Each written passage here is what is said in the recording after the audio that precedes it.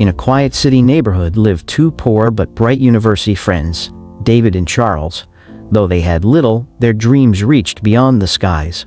During one school vacation, they decided to travel far into the countryside to explore a local village and escape the routine of academic life.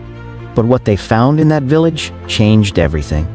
As they strolled through the village paths, they were surprised to see everyone, men, women, children, walking barefoot.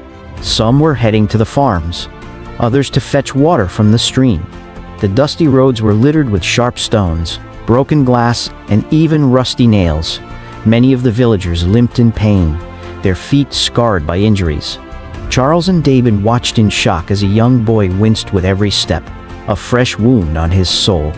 David shook his head. "This is just how life is here," he muttered. But Charles couldn't let it go. Why should it be this way, he thought. That night, while David slept soundly, Charles lay awake with an idea burning in his heart.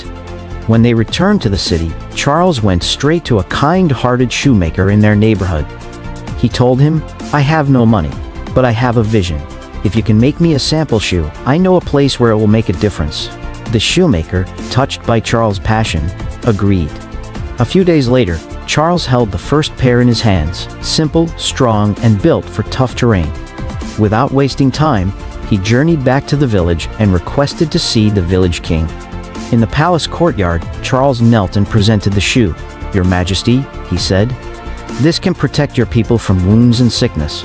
With these, they won't bleed on your land." The king examined the shoe with wonder.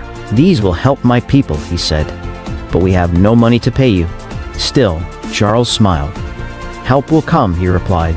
Back in the city, Charles remembered a wealthy businessman who lived down the street. He knocked on the gate, heart pounding. When the man welcomed him in, Charles spoke with boldness. "Sir, I want to start a shoe business to help a village. I only need 1,000. I will repay you with profit, 1,500 in total. Just give me this chance." The businessman, impressed by his courage and sincerity, gave him the money. Charles returned to the shoemaker and ordered 30 pairs.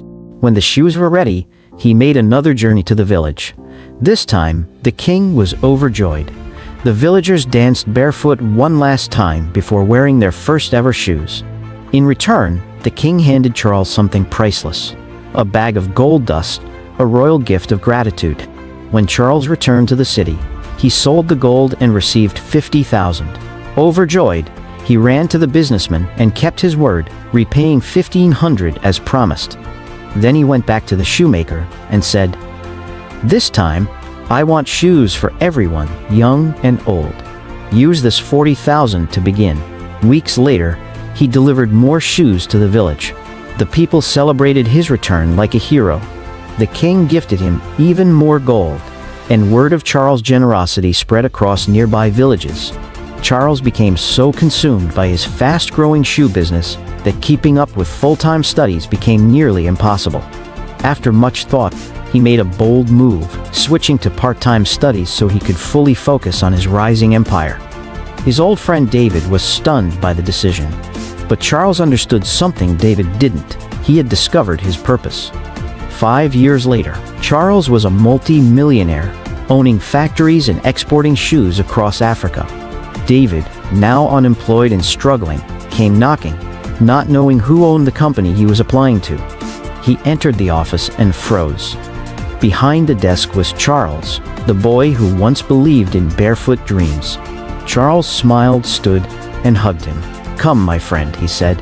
"Be my accountant. Let's build this together. In every problem lies a hidden opportunity. Success isn't about what you have, it's about what you see. When life shows you a challenge, don't look away. Look deeper, think different, and act with courage." Thanks for watching. Don't forget to like and subscribe for more moral stories like this.